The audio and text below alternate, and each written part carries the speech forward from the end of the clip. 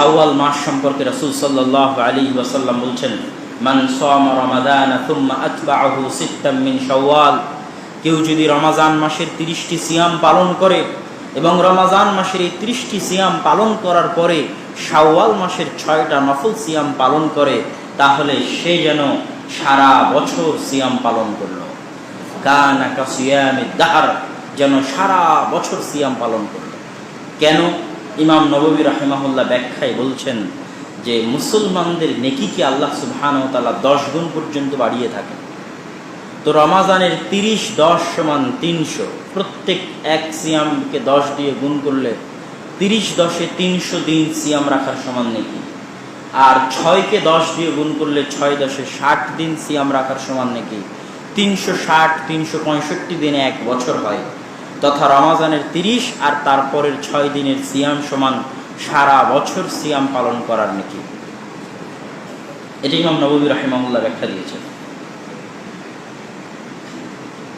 ইবনে তাইমিয়া রাহিমাহুল্লাহ বলছেন যে মানুষ কেন নফল সিয়াম এবং নফল সালাতের প্রতি আগ্রহী হবে? আল্লাহ সুবহানাহু ওয়া তাআলা তাকে যে ফরজ আদায়ের সুযোগ করে দিয়েছেন, এটার শুকরিয়া স্বরূপ মানুষের নফল, অত্যাধিক নফল আদায় করা উচিত।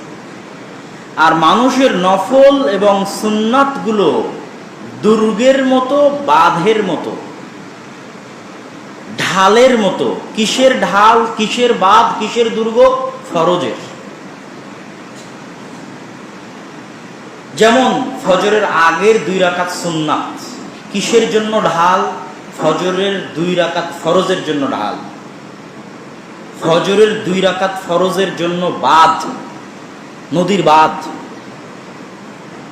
ফজরের 2 রাকাত ফরজের জন্য দুর্গ। জোহরের আগে 4 পরে 4, জোহরের 4 রাকাত ফরজ সালাতের জন্য ঢাল, জোহরের 4 রাকাত ফরজ সালাতের জন্য দুর্গ। মানুষ যখন ভাববে শুধু ফরজ আদায় করবে, সুন্নাত ছেড়ে দিবে, তখন একদিন সে ফরজটাও ছেড়ে দিবে। বুঝাতে পারিনি মনে হয়।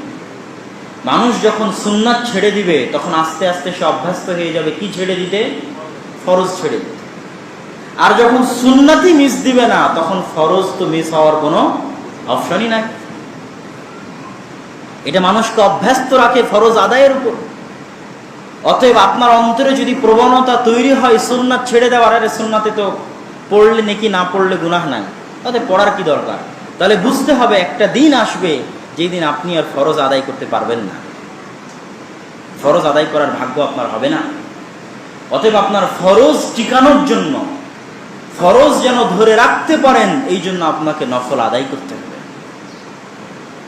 এই জন্য আমি রমাজানের আগে বলেছিলাম যে ওই ব্যক্তি হতভাগা যার সারা বছরের সিয়াম শুরু হয়েছে রমাজান দিয়ে, আর সারা বছরের সিয়াম শেষ হয়ে গেছে রমাজান দিয়ে, ও হতভাগা। আর ওই ব্যক্তি রমাজানের সিয়াম পালন করে আনন্দ পেয়েছে যে শাবান মাসে আগে থেকে প্রস্তুতি স্বরূপ নফল আদায় করেছে।